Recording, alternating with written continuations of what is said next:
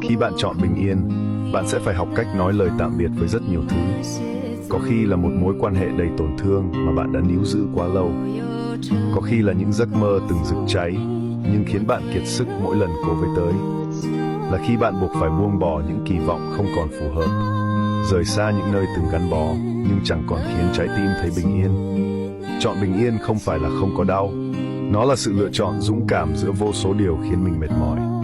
Là khi bạn không có muốn hơn thua, tranh giành, hay phải cố tỏ ra ổn trong một thế giới xô bồ.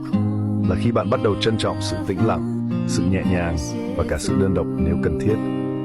Chọn bình yên là dám để mọi thứ trôi đi, kể cả những điều từng làm bạn hạnh phúc. Là học cách nói lời tạm biệt để chào đón một tâm hồn thanh thản hơn. Vì đôi khi, trưởng thành không phải là tích góp thêm điều gì, mà là đủ can đảm để buông xuống và mỉm cười bước tiếp.